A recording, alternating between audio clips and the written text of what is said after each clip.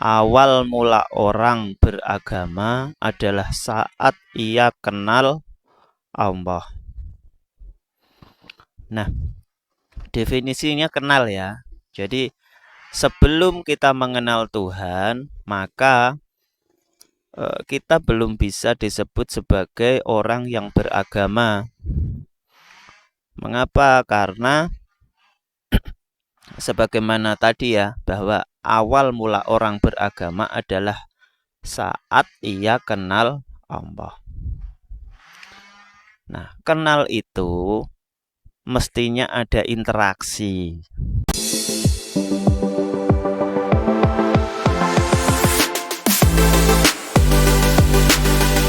Assalamualaikum warahmatullahi wabarakatuh.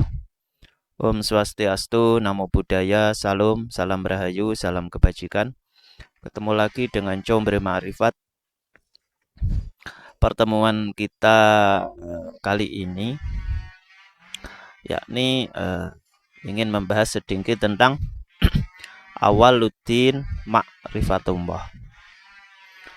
Awal mula orang beragama adalah saat ia kenal Allah.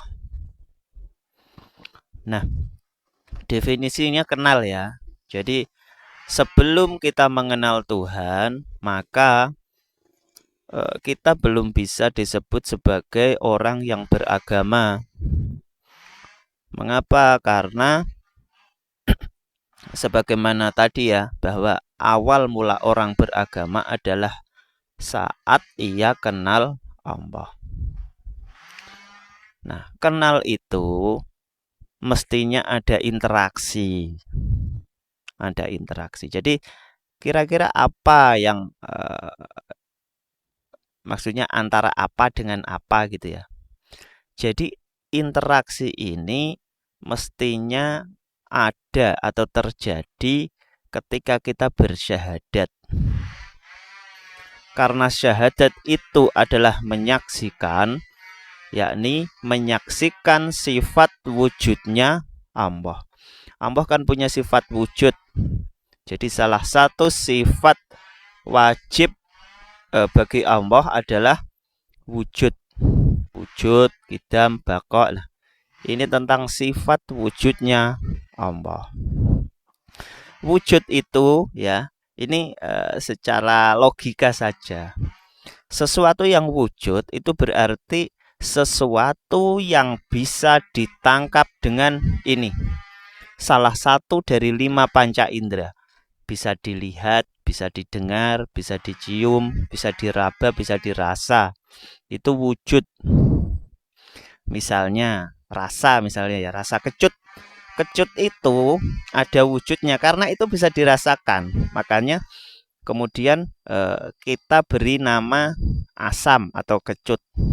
Itu karena ada interaksi dengan 5 panca indera. Nah, mestinya Tuhan juga seperti itu. Tuhan itu punya sifat wujud.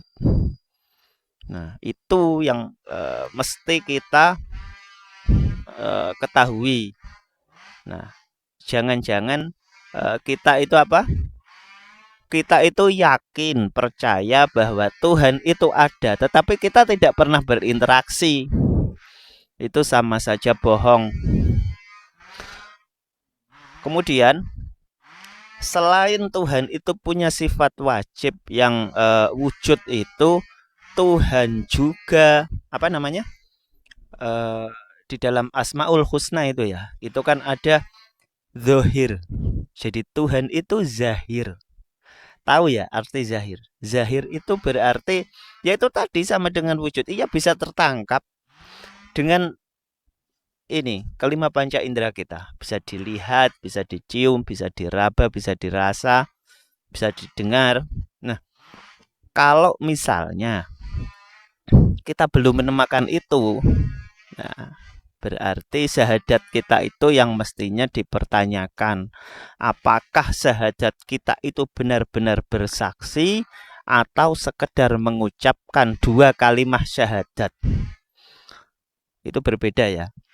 Asyhadu bunyinya kan begitu. Asyhadu, aku bersaksi. Berarti yang bersaksi itu ya diri kita sendiri, bukan bukan karena diberitahu oleh orang lain, atau bukan karena mendengar cerita, atau bukan karena bacaan yang telah kita baca, bukan itu. Tetapi memang benar-benar terlibat langsung, menyaksikan sendiri.